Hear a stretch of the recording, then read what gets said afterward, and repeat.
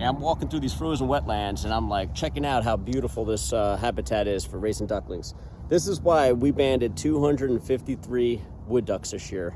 And I'm going to show you, this is exactly what perfect brood rearing habitat is.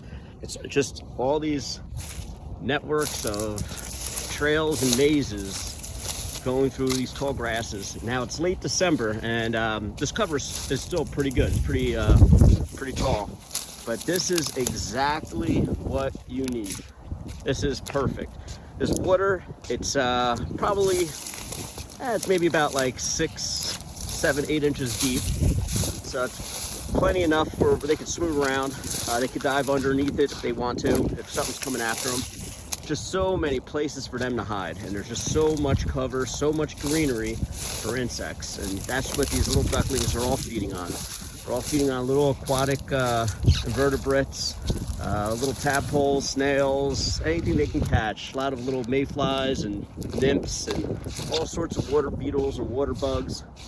And this is perfect. You can't ask for better habitat than this.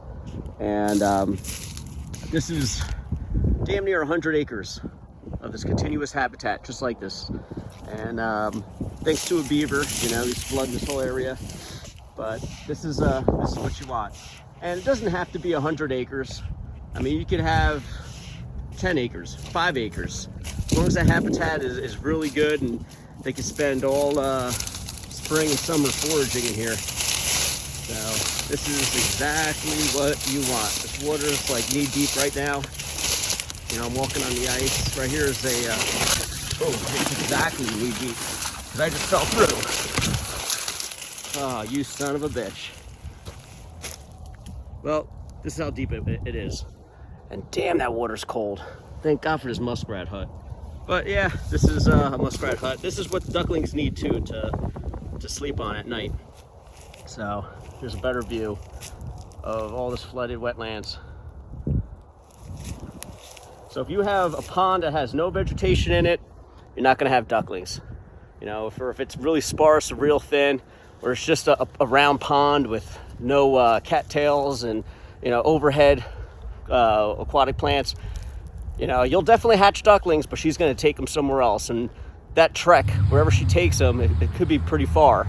And she's guaranteed to run into crows, ravens, herons, Cooper hawks, red-tailed hawks, feral cats, dogs, people that have bad intentions. They want ducklings for pets.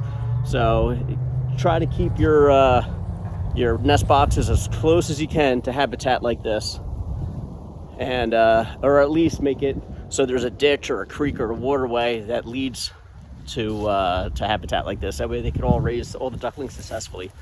You want more ducks, you don't create more habitat. You create more ducklings within that habitat. So that's the way to do it. You want more ducks, make sure you get habitat like this, and you maintain it by getting rid of predators and snapping turtles and trap raccoons and stuff. So that's how it all works. And you know, you always hear, you know, you want more ducks, you create more habitat. It is kind of true in a way, but that's not, you know, entirely true, because you could have the best habitat just like this. This is the best brood rearing habitat you can ask for. But what if we get a drought? What happens then? Let's say we get no rain all, you know, April, May, June, July, and it becomes a drought. This habitat ain't worth a rat's ass. It's useless. So you can have the best habitat, you get bad weather, like say it stays dry, you got no ducklings. So same thing, you need to also manage all the predators that are on here, you know, because if this place is overloaded with foxes and coyotes and raccoons, you get no ducklings, snapping turtles. You know, you'll have the very low duckling population. So we got the habitat, we got low predator numbers because of trappers and people like me, and all we could pray for is rain, because wet weather to create more ducklings, that's something that it's absolutely out of our control. So all you could do is just pray, but at least we could have 2 out of the 3. So, and that's what's important. You know, everything's got to be in the duckling's favor. 2 out of 3 for the duckling, the duck population goes up. 2 out of 3 against the duck, the population slowly goes down. 3 out of 3 against them, the population crashes. 3 out of 3 for them, the population explodes. So And those three things is habitat, predator control, and weather. We can control predators and habitat, but we can't control the weather. So if we get a good season and you control the predator population and you have a habitat, you're going to have three things for the ducks, which means you're going to have a population explosion. But if you have a drought, bad habitat, and predators, you have a population crash. So population, that's all influences on those three factors right there, not on habitat alone. Habitat is only one of the factors. Weather, as we all know, in the summer of 2021, in the Dakotas and the Prairie Pothole region, they had a drought. They had no ducklings, so very few ducks, or they were just adults that people were hunting that year. So it's very important that you do all three. And like I said, you can control predators. It's easy for the individual to control predators. It's harder to control wetlands. You just can't flood somebody's farm or your own property or make it worthless. You know, it's habitat. It's you need excavators and money and permits, and most people don't have that. So work with what you got.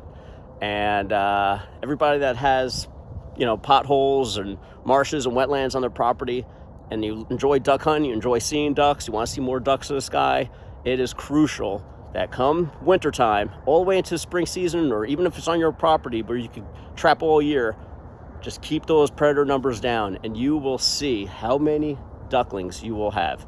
Because if you want more ducks, you need more ducklings, and that's a fact. That's the only way. So listen to what I have to say, and I'm telling you, you will see the results.